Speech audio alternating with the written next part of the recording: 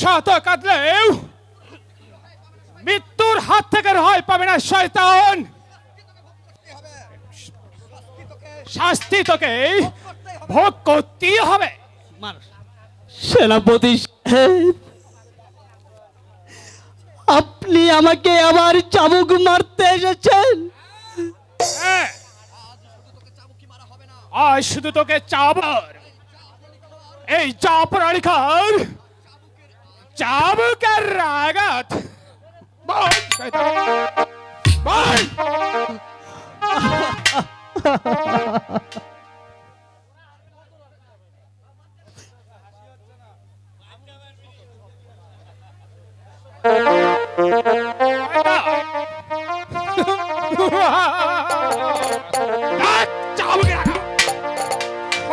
মারবেন না, মারবেন না, হুজুর, হুজুর, মারবেন না, মাগে, ও মারবেন না, মারবেন না,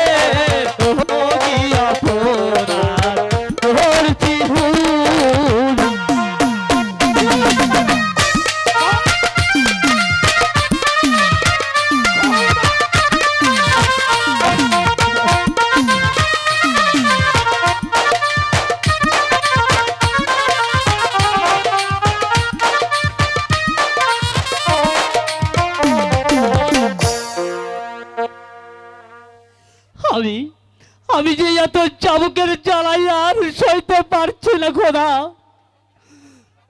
আমাকে আমাকে আর চাবুক মারবেন না সেনাপতি সাহেব, আমাকে আর চাবুক মারবেন না।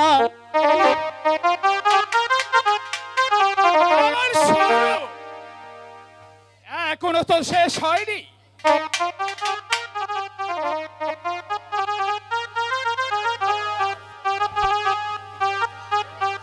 এই জাফর আলী খান কিছুতেই তোকে ক্ষমা করবে না। জাফর আলী খান এখনো তাকে হত্যা করা হয়নি। মৃত্যুর জন্য প্রস্তুত হ শয়তান। আমাকে ক্ষমা করুন সেনাপতি সাহেব, আমাকে মারবেন না।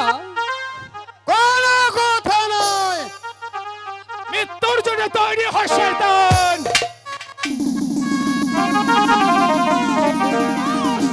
কি করছেন জাফর কাকা? কাজল, রেখা, কোনো কথা নয়।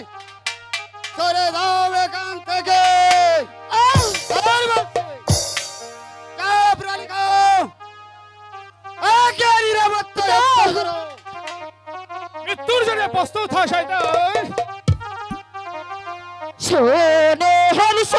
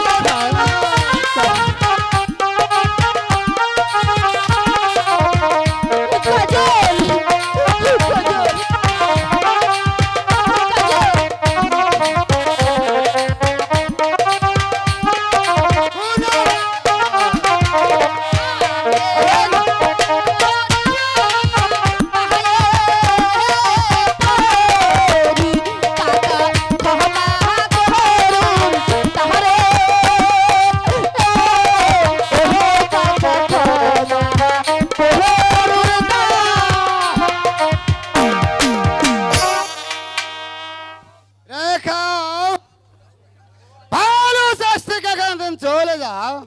না না পিতা, আমি কিছুতেই যাব না। আমার বন্ধুকে যে আমি কিছুতেই মরতে দেব না পিতা। কোথায় বহুরে?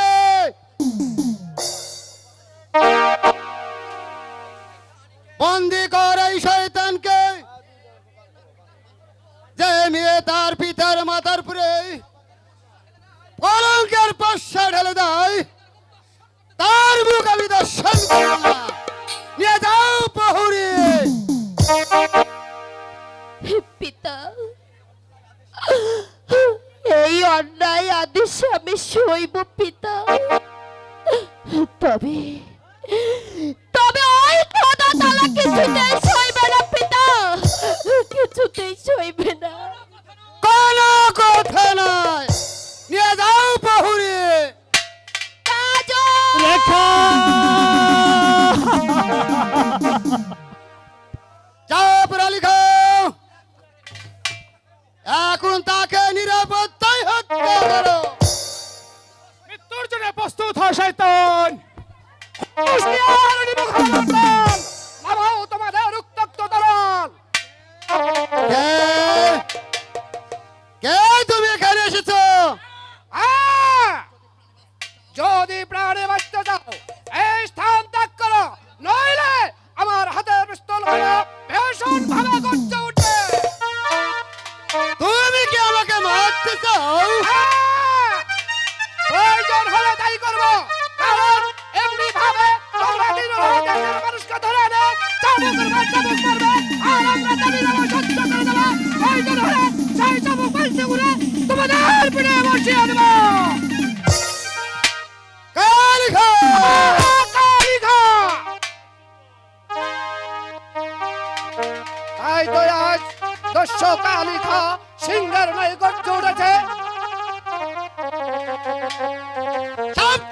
কালিকা হুঁশিয়ার! এসো তাহলে তোমার শক্তির পরিচয় হয়ে যাক। এসো! আমি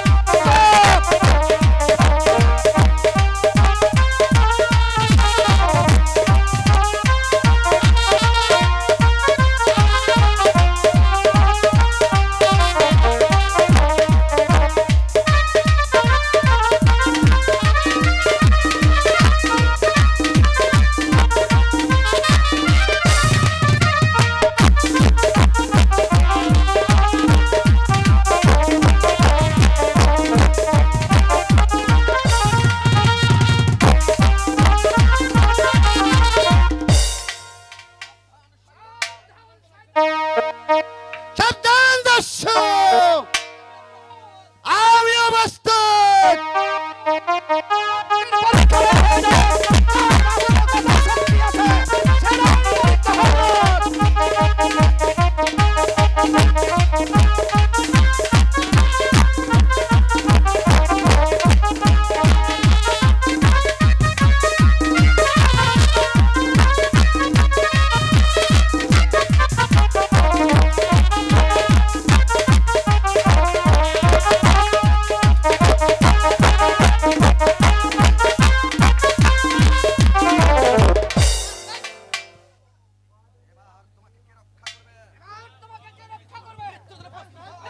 তোর জন্য বস্তু দাও। না না মানে আমাকে ক্ষমা করো কালিকা ক্ষমা তুমি পাবে না। আমি পালিয়ে যাচ্ছি এই পালিয়ে যাচ্ছি কে ভাই তুমি? আমাকে বাঁচালে? ইব্রাহিম, ইব্রাহিম ভাই, আর কেঁদো না ভাই, তুমি আর কেঁদো না। এসো, আমি তোমাকে মুক্ত করে দিচ্ছি। তুমি রেখাকে নিয়ে এই রাজ্য ছেড়ে অন্য রাজ্যে চলে যাও। আমি এই রেখাকে কেমন কেড়ে নিয়ে যাব ভাই? রেখা যায় ওই জেলখানায় বন্দি। এসো, আমি তোমাকে প্রাসাদের বাইরে রেখে রেখাকেও আমি মুক্ত করে আনছি। কিন্তু রেখার সাথে কোনোদিন বেইমানি করো না ভাই। এসো। না ঠিক আছে ভাইজান, আমি কোনোদিন রেখার সাথে বেইমানি করব না, কারণ আমি রেখাকে যে জীবন দিয়েও ভালোবাসি। এসো ভাই, আমি তোমাকে প্রাসাদের বাইরে রেখে রেখাকে মুক্ত করে আনছি।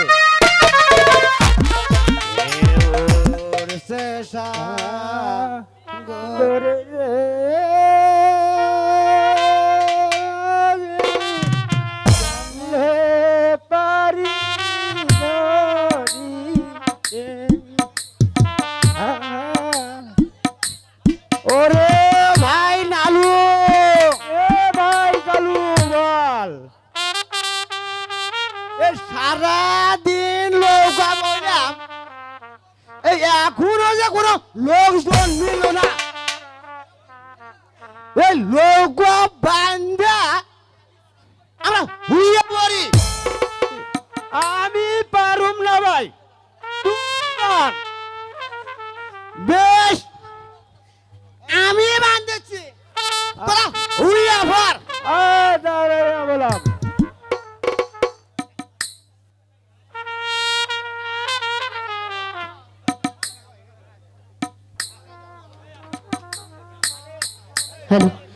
ও মাঝি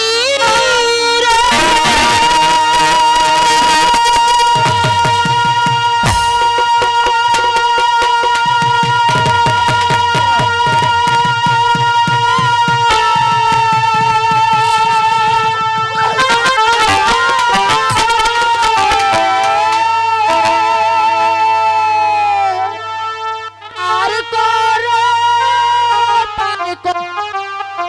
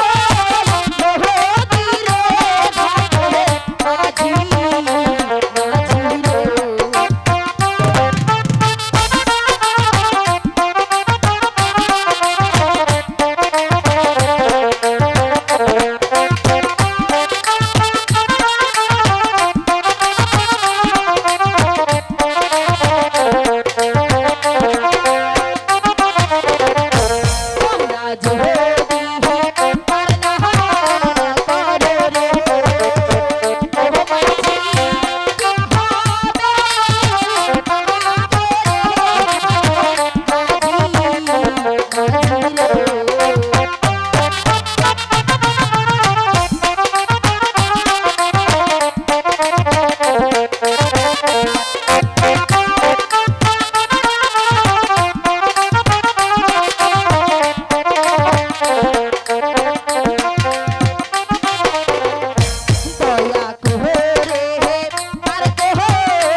ও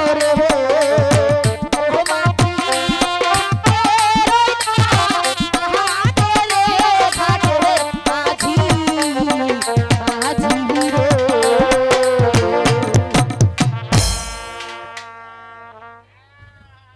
মাঝি ভাই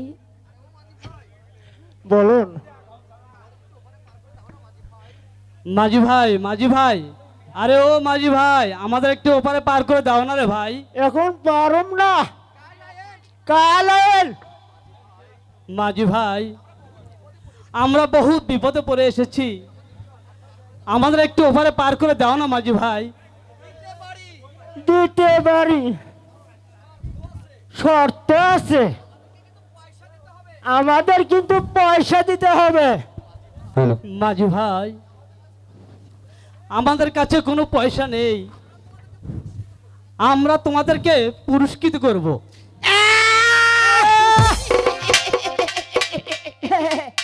দেখেন তো রে ভাই, আমি কি পরিষ্কার আছে? আমারে পরিষ্কার দিব। পরিষ্কার নয় রে ভাই, তোমাদেরকে বকশিস দিব। আমরা কি এত বসি না, আমাদের পড়ে রয়েছে। বসি পড়ে রয়েছে, অত বসিটা কি করবো? মাঝি ভাই আমার এই হাতের আংটিখানা রেখে আমাদেরকে একটু ওপারে পার করে দাও মাঝি ভাই। দেখে কিসের আনছি? আমার কাছে দে, আমার কাছে দে। এই মাঝি ভাই দেখ দেখ, আংটিখানা আমার কাছে অনেক দে। মূল্যবান, এটা তোমরা রাজবাড়িতে বিক্রি করলে অনেক পয়সা পাবে।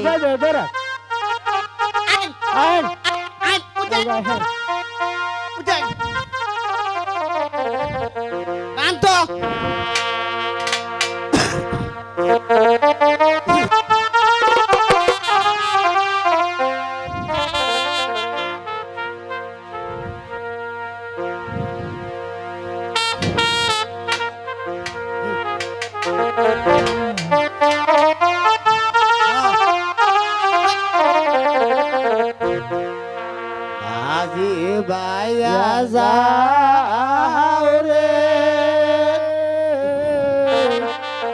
অকুল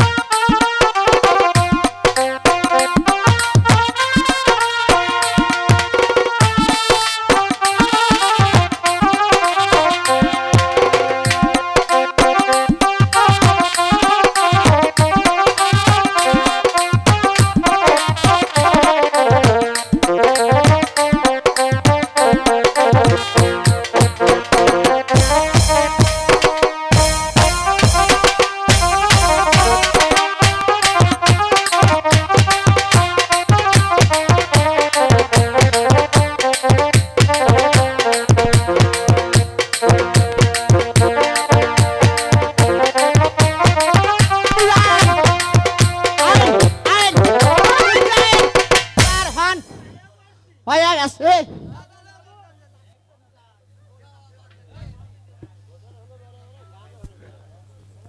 চলো।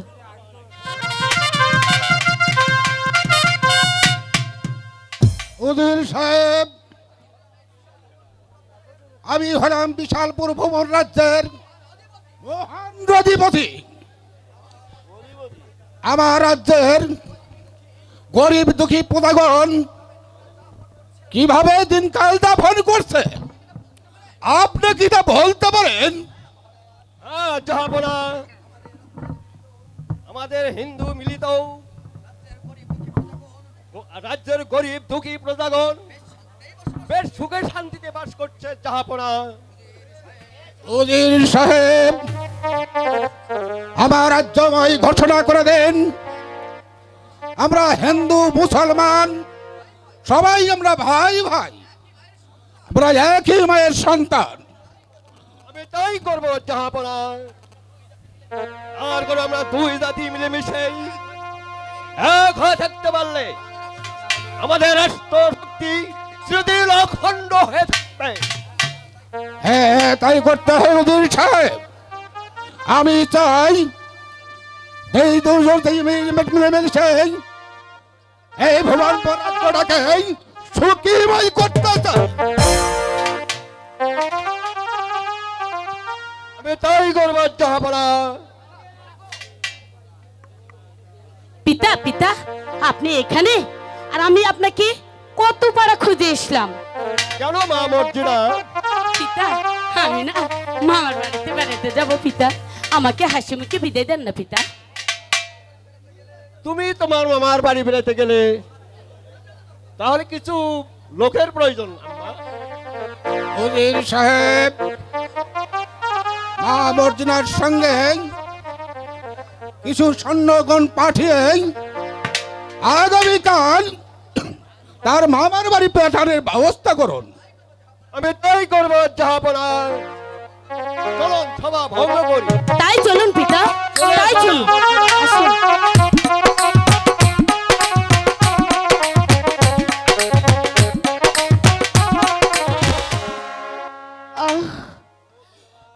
বন্ধু,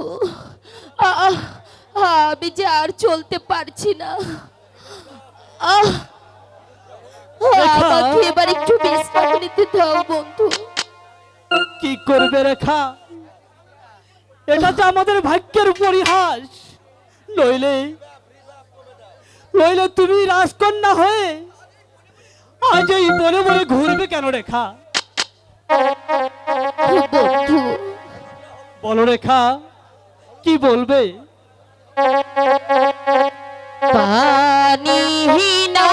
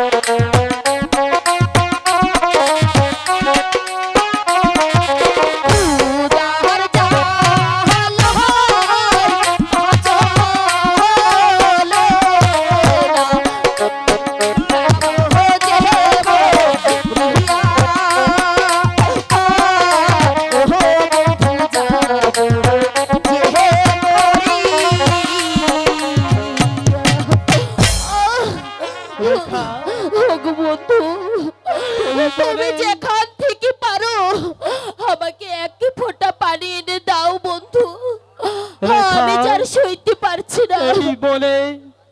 এই বলে আমি কোথায় পানি পাবো রেখা? এই বলে মানুষের কোনো বসবাস নেই। না না বন্ধু, আমি যে কিছুই বুঝতে চাই না বন্ধু, পানি আমি চাই বন্ধু, তুমি আমাকে পানি এনে দাও বন্ধু। রেখা, তুমি এই পিস্তলখানা হাতে নিয়ে এখানে অপেক্ষা করো, আমি দেখি এই গভীর অরণ্যে কোথাও পানি পাওয়া যায় কিনা।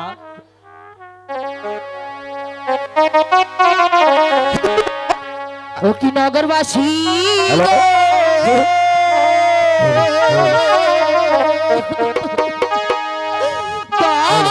দয়া করে কিছু ভিক্ষা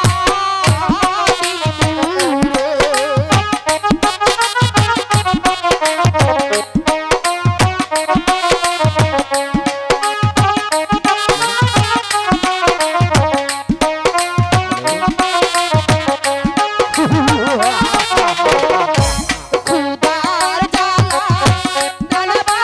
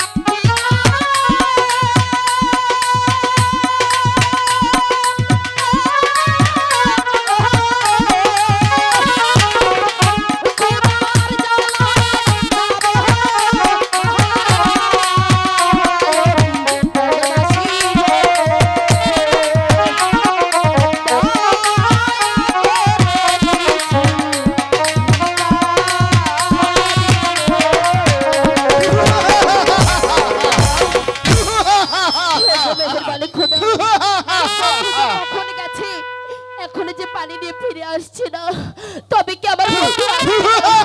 তুমি আমার সহায় দেখো খোদা।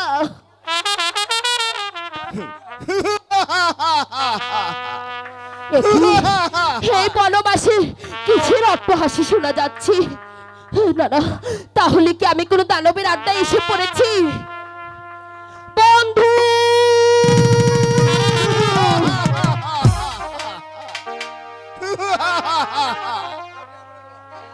এখানে কে আছে? বহুত আচ্ছা হয় বাল সুন্দরী।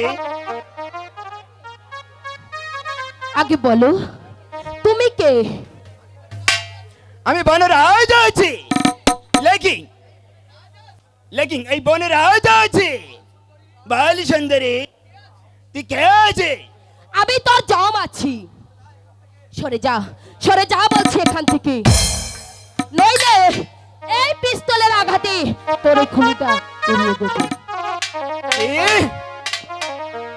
এত না ছোট লাকড়িকা তার ইচ্ছে কা হাম আমার বড় আছে আমাকে খতম করবে।